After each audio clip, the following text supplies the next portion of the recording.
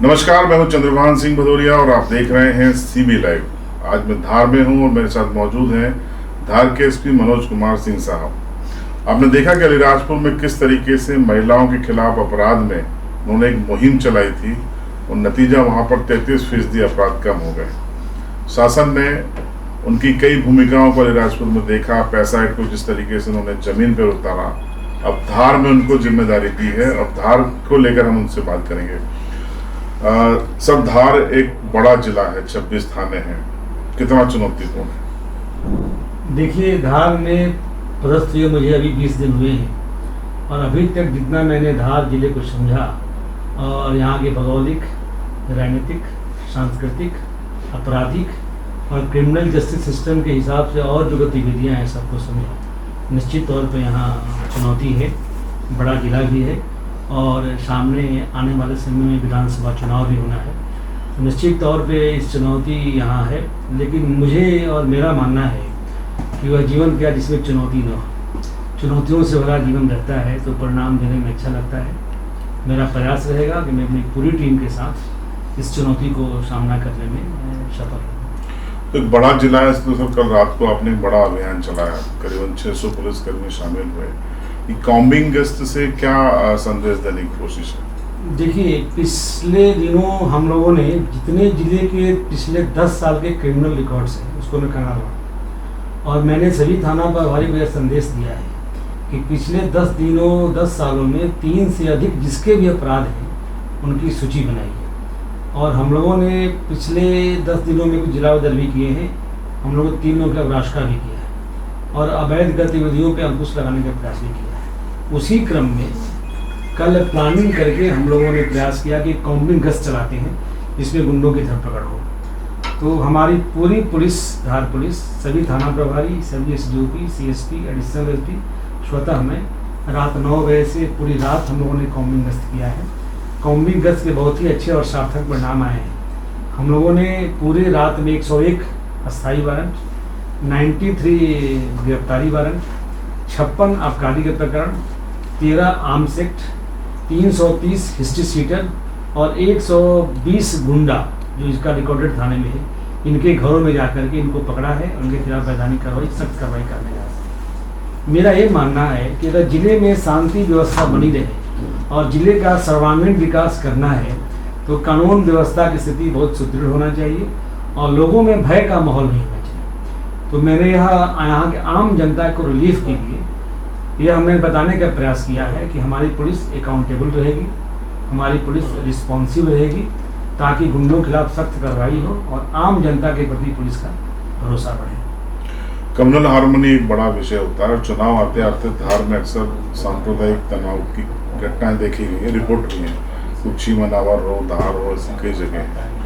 चुनाव भी नज़दीक आ रहा है, इसको लेके कोई योजना है? जी बिल्कुल, आपका सही सवाल है। मैं आने के साथ ही धार की जो सांप्रदायिक पृष्ठभूमि कही जाएगी जिसको हमने अध्ययन किया है, हमने पिछले दिनों जो घटनाएं यहाँ पे हुई है उसका पूरा वीडियो फुटेज मैंने देख लिया है। भोजशाला जो यहाँ है उसका मैंने भौतिक रूप से भ्रमण कर लिया है और धार शहर का, भोजशाला का जो पूरा हिस्ट्री है पिछले कई वर्षों से, कई 100 साल वर्षों से, उसका भी मैंने अध्ययन कर लिया है।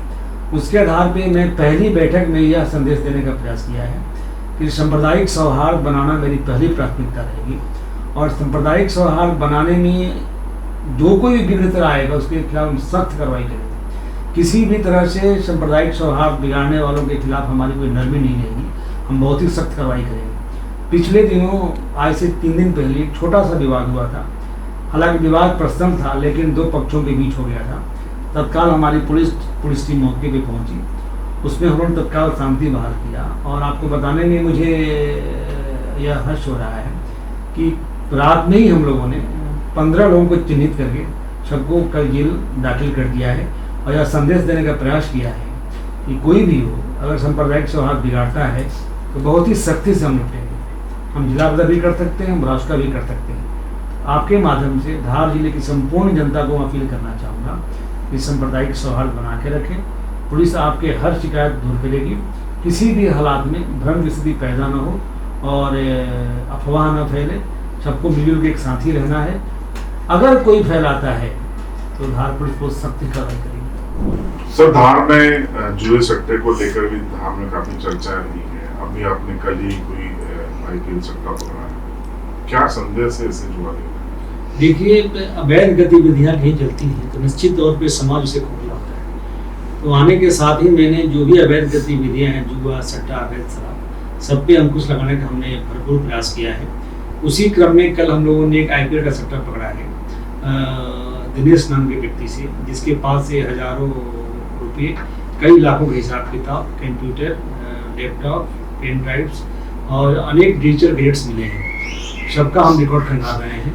मुझे उम्मीद है कि जो ऑनलाइन सट्टा होता है IPL के माध्यम से, इसमें एक लंबा रैकेट निकलेगा और इस तरह के जो भी गतिविधि लिप्त उन पर हमारी निगाहें भी हैं।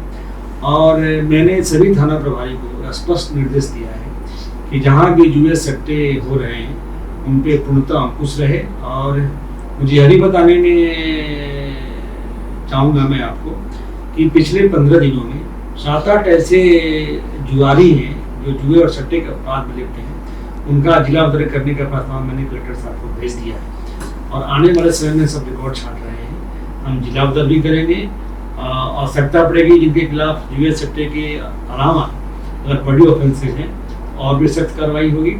और सबका हमारे निगाह है, हम पूर्णतः अंकुश लगाने का प्रयास कर रहे हैं। उसी क्रम में IPL भी करवाई है। सर, जो महिला अपराध है जो आपने राजस्व में 30% तक कम किए, धार में ऐसी कोई योजना है? देखिए, बिल्कुल, जब क्राइम अगेंस्ट वुमेन की हम स्टडी करते हैं तो खासकर जो ट्राइबल एरिया है, जैसे राजपुर था, झाबुआ है, हमारे धार जिले का जो कुक्षी और टांडा, बाग, निसरपुर, मुनावर सब डिवीजन की जो थाने हैं, इसमें अधिकांश हमारे आदिवासी क्षेत्रों में वनवासी भाई बन रहते हैं। तो मैंने जो इनका बहुत पुराना स्टडी किया तो मुझे लगा कि बहुत छोटी छोटी बातों को लेकर के वहाँ महिलाओं के खिलाफ अपराध होता है। बहुत ही छोटी बात को लेकर के महिलाओं का मर्डर होता है, 307 होते हैं, इवन बलात्कार की घटनाएं होती है, 354 घटनाएं होती हैं। तो मुझे लगा कि जब तक इनको जागरूक नहीं करेंगे समाज को, आप बताएंगे नहीं कि समाज में महिलाओं की क्या स्थिति है, उनका कितना सम्मान होना चाहिए, तब तक ये ऑफेंस रुकेगा नहीं। तो मैंने धार जिला में भी महिलाओं का सम्मान कैसे बढ़े, उनके खिलाफ होने वाले अपराधों पे अंकुश कैसे लगे, लोगों को जागरूक कैसे करें, इसमें हमने एक जन जागरूकता अभियान चलाना शुरू कर दिया है। मैं गंधवानी क्षेत्र के 2 गाँव में स्वतः घूम चुका हूँ और जा करके लोगों को यही बताना चाहता हूँ कि जहाँ नारी का सम्मान होता है वहीं देवता निवास करते हैं। इसलिए महिलाओं का सम्मान करिए, महिलाओं का इज्जत करिए। हर महिला आपकी माँ है, बहन है, बेटी है, बुआ है, इनका सम्मान होना चाहिए। इनका जब सम्मान होगा तो जो हमारा सोच है, दृष्टिकोण है, थोड़ा क्राइम से हटेगा, निश्चित तौर पर गिरावट आएगी। इसके लिए इस जिले में मैं प्रयास करना शुरू कर दिया। अंतिम सवाल सर, पैसा एक्ट को लेकर मैंने देखा कि आपने अभी एक कार्यक्रम किया था गंधवानी क्षेत्र में, कई लोग अनभिज्ञ हैं, तो पुलिस क्या भूमिका निभा रही है इससे लोगों तक पहुंचाने? देखिए, शासन ने आदिवासी भाई बहनों के लिए बहुत ही सुंदर ये कानून लागू किया है।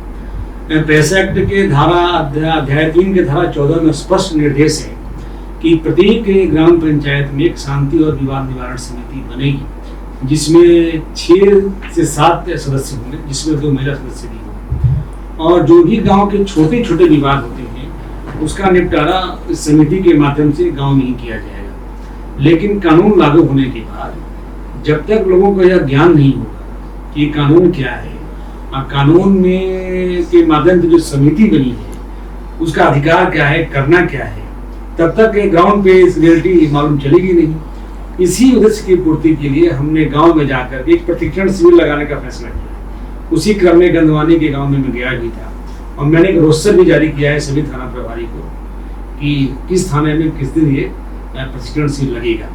तो मैं गांव में जाकर के सभी लोगों को यह बताने का प्रयास कर रहा हूँ कि गांव की जो छोटी छोटी शिकायतें हैं, छोटी छोटे इशू रहता है, वो शांति और विवाद निवारण समिति के माध्यम से सॉल्व किया जाए, ताकि गांव में अमन चैन शांति बनी रहे।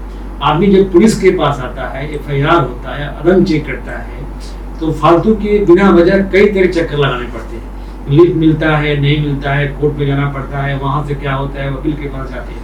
इन सबसे निजात व्यक्ति को मिलेगा आदिवासी बहुल क्षेत्रों में शांति और विवाद निवारण समिति को प्रशिक्षित ट्रेंड किया जाए और उनको बताया जाए कि आपके क्या अधिकार है, क्या कर्तव्य है। उस संबंधित प्रशिक्षण शिविर लगा रहे हैं। मैंने इसमें एक और निर्णय लिया है कि जो भी डायल 100 पे शिकायतें आती हैं, जो भी सिंपल नेचर की हैं, सारी शिकायतें हम समिति को देंगे। इसके अलावा एसडीओपी कार्यालय में, थाना में और हमारे पास में जो लोग भी शिकायतें करने आते हैं, इवन जन सुनवाई के दिन बहुत सारी शिकायतें आती हैं जिसमें बहुत छोटा छोटा इशू रहता है और जिसको बैठ के सॉल्व किया सकता है, वो सारी शिकायतें भी हम शांति और विवाद निवारण समिति को सौंपने जा रहे हैं ताकि उसका निपटारा वहाँ से। एक निर्णय मैंने और लिया है, जो हमारे थाने में अदम चेक करते हैं। मैंने किसी एक थाने के एग्जाम्पल का स्टडी किया था, एक थाने में अगर 1000 क्राइम है तो करीब 800 अदम चेक करते हैं। और अदम चेक करने के बाद कई अदम चेक में पुलिस जाती भी नहीं है, कई जाती भी तो प्रॉपर कार्रवाई नहीं हो पाता है,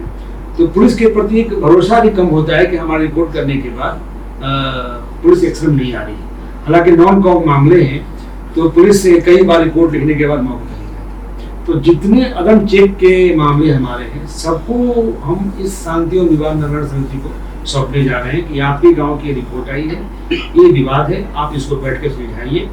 तो लोग सुलझाएंगे और जो बात सुलझ जाती है उसकी सूचना जरूर थाने में दीजिए। इससे पुलिस का मूवमेंट बढ़ेगा, पुलिस अकाउंटेबल भी होगी और पुलिस पे लोगों का भरोसा भी बढ़ेगा कि हमारे रिपोर्ट पे पुलिस ने संज्ञान लिया और संज्ञान के बाद जो समिति शासन ने बनाया है उसका इफेक्टिवनेस भी गांव में नजर आएगा। तो निश्चित तौर पर गांव में अमन चैन शांति बहाल करने में फायदा होगा।